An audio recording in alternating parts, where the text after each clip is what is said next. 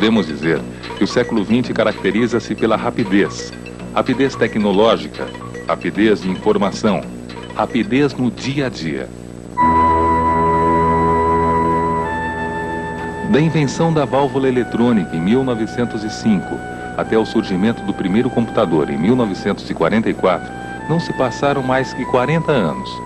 Pouco tempo se levarmos em consideração que do primeiro veículo de roda inventado pelos sumérios até o surgimento da locomotiva em 1825, passaram-se mais de 3.500 anos.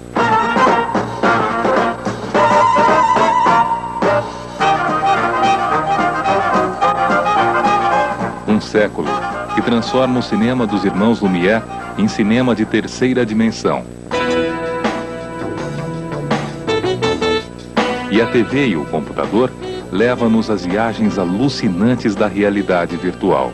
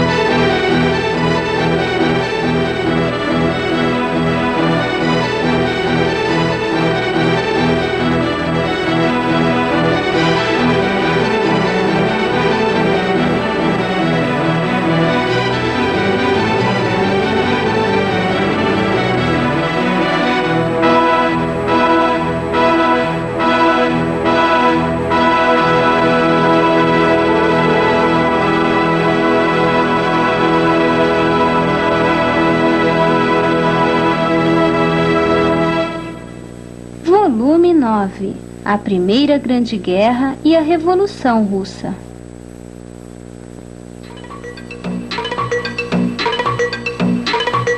O século XX é, na verdade, o século da velocidade, da rapidez. Mas vamos parar um pouco esse ritmo alucinante e voltar ao fim do século XIX para conhecer os últimos movimentos que fecharam esse século.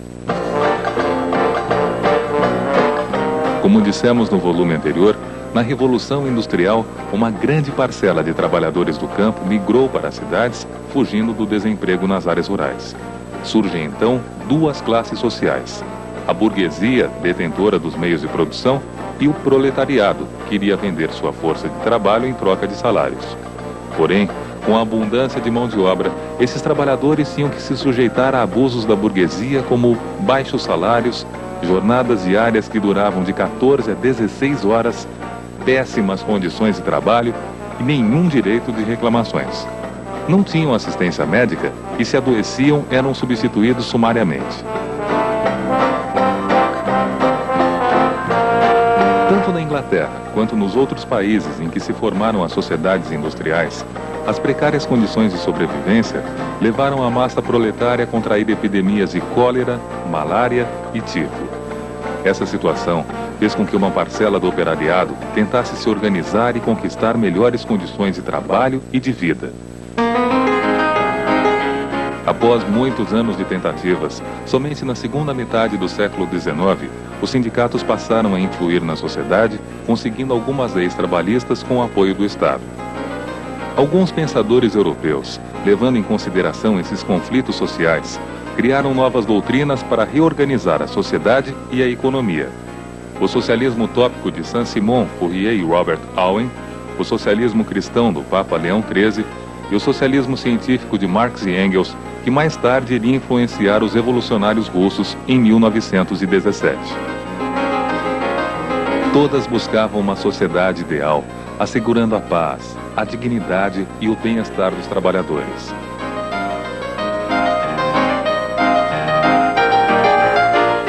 Mais uma vez no século XX, uma nova ordem mundial estaria por vir a partir dessas novas ideias, marcando novos tempos na história da humanidade. As revoluções liberais do século XIX.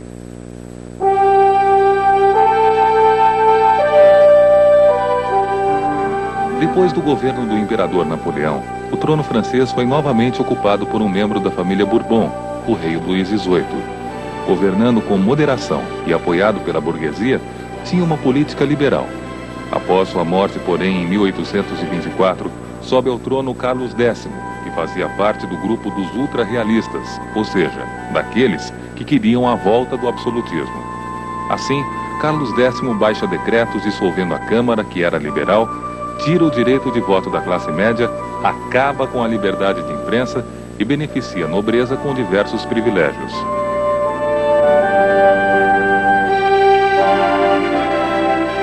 Em 1830, a burguesia e o povo levantam-se contra o governo de Carlos X, vencem as forças do governo e depõem o rei. Com uma monarquia constitucional, assume um nobre, porém com tendências liberais, Luís Filipe, o Duque de Orleans. Esse movimento revolucionário liberal tem consequências por toda a Europa. A Bélgica livra-se da Holanda e a Polônia, Itália e Alemanha já apresentam movimentos liberais. Surge o nacionalismo visando a unificação política dos povos de mesma origem e cultura e desenvolvem-se as noções de liberalismo e socialismo. Mas o governo de Luís Filipe decepcionou aos franceses. As más condições de vida da classe operária, a crise no campo, a corrupção e a dominação política da alta burguesia provocaram outro levante do povo. A Revolução de 1848 contou com o povo e a Guarda Nacional, que, mandada para combater a Revolução, alia-se a ela e depõe o rei. É instalado um governo provisório que proclama a Segunda República e, em 1848, Luís Napoleão Bonaparte, sobrinho do ex-imperador, é eleito presidente da República.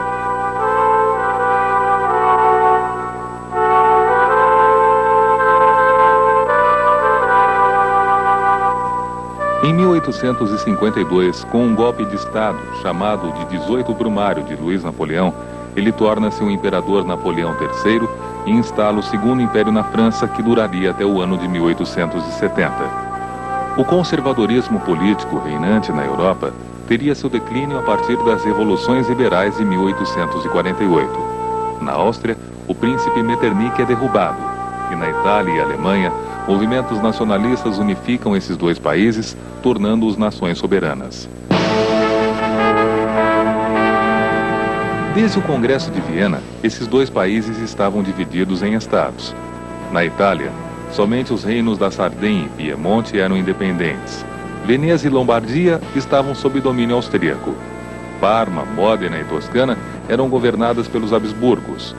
O reino das Duas Sicílias estava sob o governo dos Bourbons e o Estado Pontifício sob domínio do Papa. A luta a favor da unificação começou em 1848, mas somente em 1861, após muitos anos de luta, essa unificação concretizou-se e um parlamento elegeu Victor Emanuel II como rei da Itália. Em 1866, tropas da Itália e Prússia vencem os austríacos e ocupam Veneza. Roma seria anexada em 1870, depois que o Papa Pio IX perdeu a proteção militar de Napoleão III.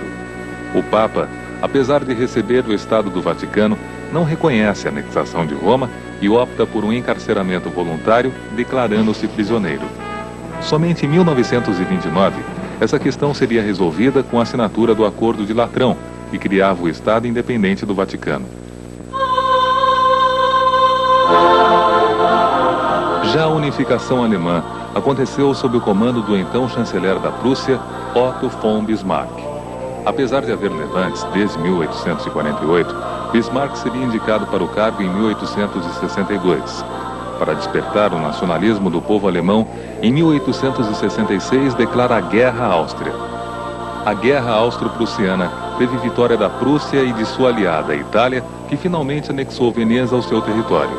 Bismarck, político habilidoso, cria a Confederação Germânica dos Estados do Norte e, visando uma unificação com os Estados do Sul, provoca uma guerra contra a França. Mas vamos entender como Bismarck conseguiu provocar a guerra. O trono da Espanha, dominada pela França, havia sido oferecido a Leopoldo de Hohenzollern, um príncipe parente do rei da Prússia. Napoleão III não aceita a indicação. Quando o rei da Prússia envia a resposta aos franceses, Bismarck a modifica, tornando-a ofensiva. Era o início da guerra entre a união de todos os estados alemães contra a França. Os franceses são derrotados em 1870.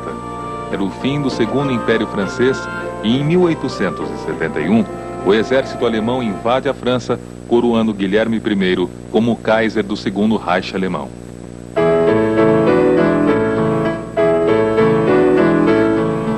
O Tratado de Frankfurt, que põe fim à guerra, é assinado no mesmo ano, anexando a Alsácia-Lorena ao território alemão. Essa derrota nunca seria esquecida pelos franceses. E para aumentar esse revanchismo, a Alemanha pretendia apossar-se do Marrocos, já ocupado pela França, o que quase causou uma guerra no início do século XX. E a região da Alsácia-Lorena continuava sendo pretendida pela França. Enquanto na Alemanha, a Liga Pan-Germânica pregava a união dos povos de origem alemã espalhados pelo mundo e a submissão de outros povos, na Rússia crescia o pan-eslavismo, movimento de libertação dos povos eslavos da dominação austríaca e otomana.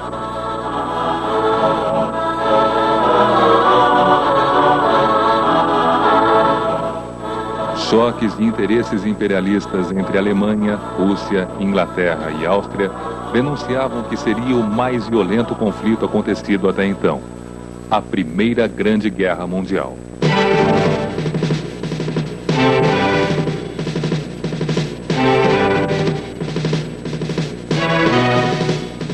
Desde 1882, os países passaram a formar alianças, garantindo-se contra eventuais conflitos armados.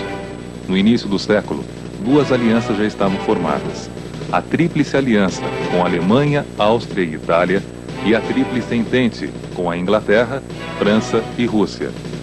Para entendermos melhor a situação da Europa, vamos observar o mapa da Península Balcânica. Apoiada pelo pan-eslavismo da Rússia, a Sérvia pretendia dominar a Bósnia-Herzegovina e os povos eslavos que habitavam os Balcãs, região dominada pela Áustria. Porém, a Áustria iria anexar a Bósnia-Herzegovina, atrapalhando os planos sérvios de expansão e aumentando a tensão na região. Os países europeus preparavam-se militarmente para uma guerra. A indústria bélica trabalhava rapidamente, produzindo um arsenal suficiente para atender os exércitos. 28 de junho de 1914. O herdeiro do trono austríaco, arquiduque Francisco Fernando, é assassinado em Sarajevo, capital da Bósnia, por um nacionalista sérvio. Um mês depois, a Áustria declara guerra contra a Sérvia. As alianças entre os países são então acionadas. É o começo da Primeira Guerra Mundial.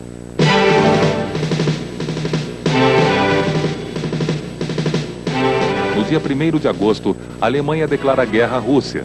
No dia seguinte, à França. E a 4 de agosto invade a Bélgica, país neutro.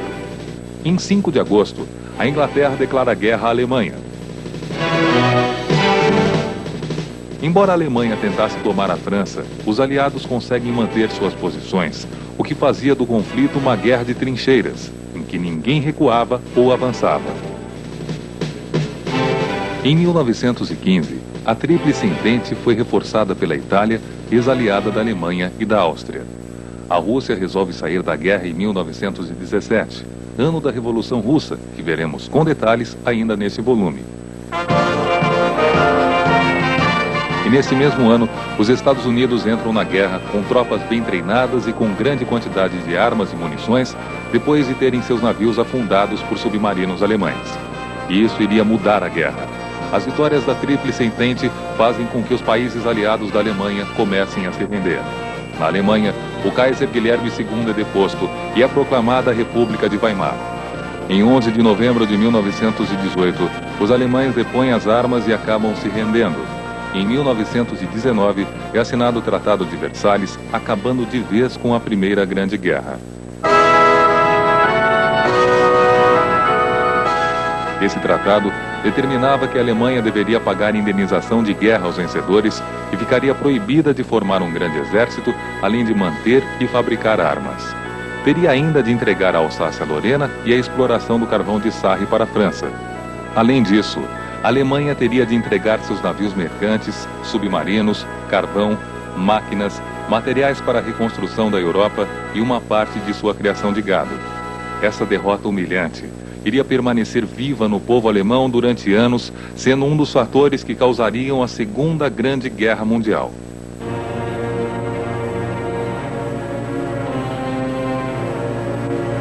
A Primeira Guerra Mundial deixou um saldo trágico: 8 milhões de soldados mortos, 5 milhões desaparecidos e 20 milhões de feridos.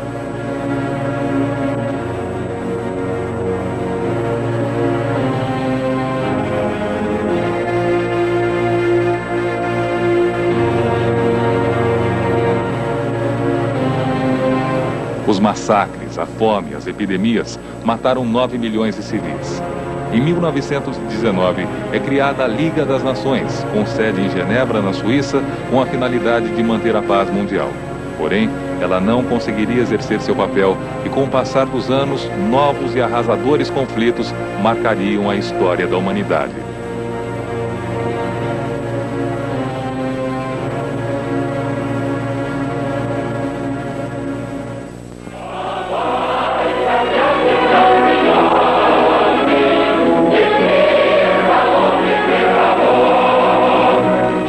Outubro de 1917.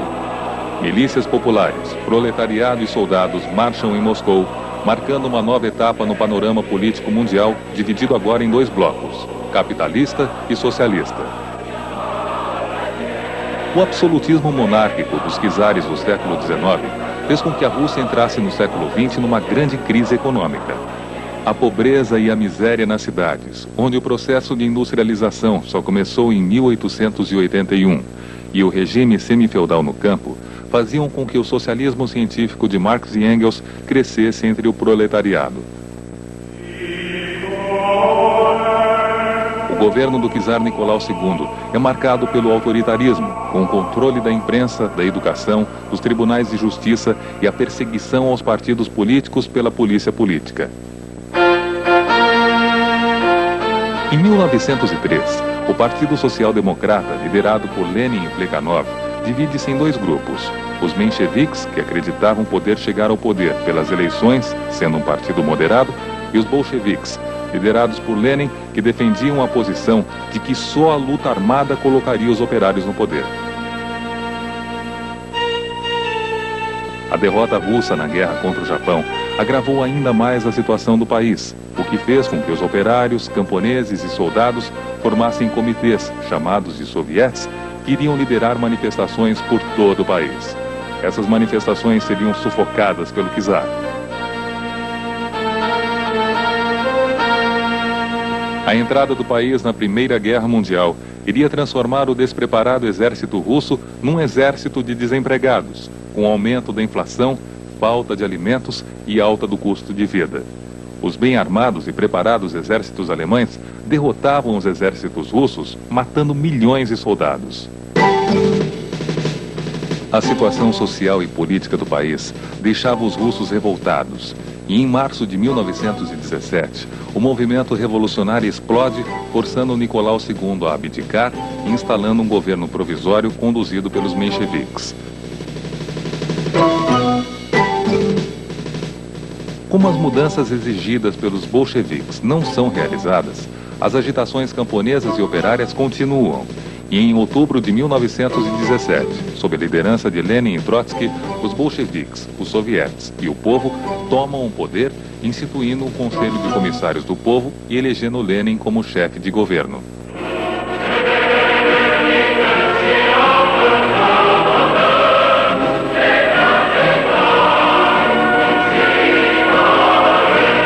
Assim, as indústrias passam ao controle dos operários, as terras da igreja e dos contra-revolucionários são distribuídas aos camponeses e a iniciativa privada é proibida. Mas a direita contra-revolucionária, os russos brancos, auxiliados por tropas, armas e dinheiro franceses e ingleses, iriam travar uma guerra civil contra o Exército Vermelho, liderado por Trotsky. Os bolcheviques passam então a executar seus opositores com brutalidade.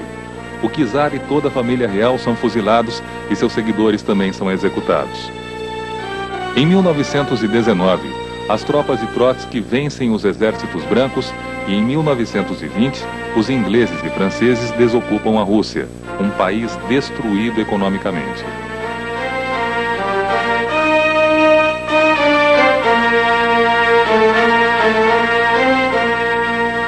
Foi necessária uma nova reorganização econômica e os bolcheviques implantam o NEP, nova política econômica que implantava práticas capitalistas, como a abertura de empresas privadas, a entrada de dinheiro estrangeiro no país, venda de produtos em mercados livres e pagamento de salários. Com a morte de Lenin em 1924, começa uma luta de poder entre Trotsky e o secretário do Partido Comunista, Joseph Stalin. Stalin acabaria por vencer Trotsky, que fugiria para o México, sendo assassinado em 1935.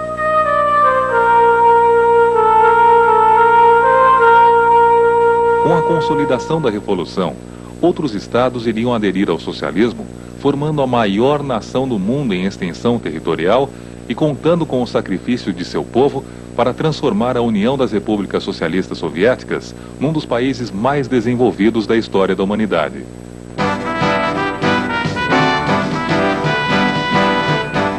Enquanto a Europa e a Ásia contabilizavam as perdas resultantes da Primeira Guerra, do outro lado do mundo, os Estados Unidos ainda contavam as riquezas acumuladas com o conflito. Tendo em vista que as nações industriais como a Inglaterra, a Alemanha e França estavam diretamente envolvidas na guerra, com batalhas dentro de seus territórios, a indústria americana cresceu extraordinariamente.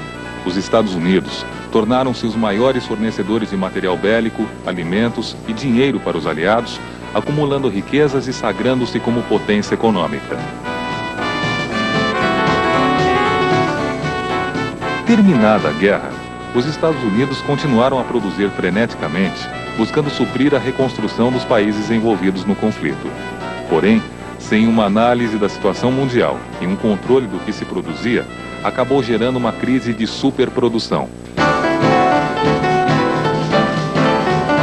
No decorrer dos anos 20, as vendas americanas no comércio mundial tiveram uma queda, pois as indústrias europeias já começavam a se normalizar. Um excedente de produção na indústria e na agricultura dos Estados Unidos causou a diminuição da produção e, consequentemente, desemprego, queda de consumo e baixos preços. Quanto menos se vendia, menos se produzia, aumentava o desemprego e a população comprava menos. Um círculo vicioso que causaria uma das maiores crises econômicas mundiais já conhecidas. O craque da Bolsa de Nova York em 24 de outubro de 1929. 9 mil bancos quebraram, 85 mil empresas faliram, 14 milhões de norte-americanos ficaram desempregados e os salários foram reduzidos. O democrata Franklin Delano Roosevelt, eleito em 1933, e dá início a uma nova política econômica chamada de New Deal, um sistema misto de capitalismo liberal associado ao intervencionismo do Estado na economia nacional. Podemos citar alguns pontos do New Deal, tais como tabelamento de preços, linhas de crédito controladas pelo Estado, aumento de salários visando aumento de consumo, obras públicas para gerar empregos, proibição de contratação de crianças e criação de leis sobre as relações trabalhistas nacionais.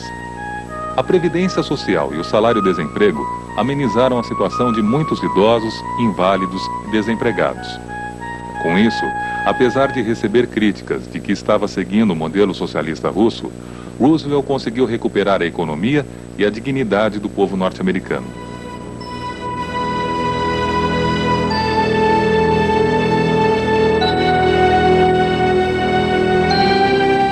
O pós-guerra mundial apresentou muitas consequências econômicas e, desta forma, mudanças radicais na sociedade e na política. Novas ideologias surgiram. O fascismo de Benito Mussolini e o nazismo de Adolf Hitler arregimentaram milhões de adeptos na Itália e na Alemanha.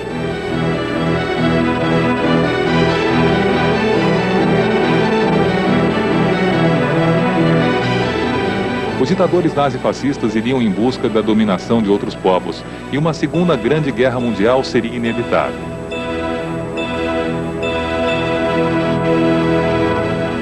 Mas tudo isso você vai conhecer no próximo volume.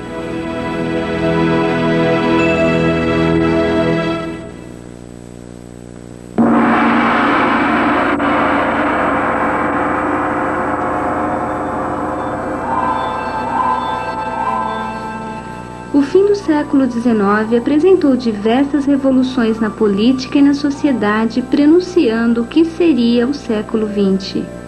Mas um fato interessante marcaria a história e seria discutido até os dias de hoje. Em 1859, Charles Darwin, um naturalista inglês de 50 anos, iria publicar teorias que causariam a indignação da sociedade, principalmente da Igreja e seus seguidores. Seus livros, publicados na segunda metade do século XIX, demonstravam que as espécies, por meio de uma adaptação lenta, passadas de geração a geração, produziam indivíduos diversificados, de acordo com sua capacidade de adaptar-se ou não ao ambiente em que vivem. Apesar de Darwin nunca ter usado a palavra evolução, seus estudos foram muito utilizados pelos cientistas para se explicar a evolução do homem através dos tempos. Assim, passou-se a estudar fósseis encontrados por todo o mundo, a fim de se descobrir de onde nós, os homens modernos, teríamos surgido. Do Australopithecus afarensis até o Homo sapiens sapiens, ocorreu uma evolução de cerca de 3 milhões de anos. Dessa forma, podemos dizer que o homem e o chimpanzé são parentes próximos. Essa afirmação é a questão mais polêmica da história do estudo da evolução. Charles Darwin, na verdade, afirmou que homens e macacos têm a mesma origem, e a afirmação de que o homem descende de um símil veio depois. Apesar dos cientistas tentarem explicar a origem do homem e a Igreja dar a sua versão, com a criação divina da Terra e dos homens, essa é uma discussão que atravessa os séculos e ainda vai gerar muitos estudos e debates. Mas, sem dúvida, a origem do planeta Terra, das plantas, dos animais e do homem continua sendo o maior enigma da história da humanidade.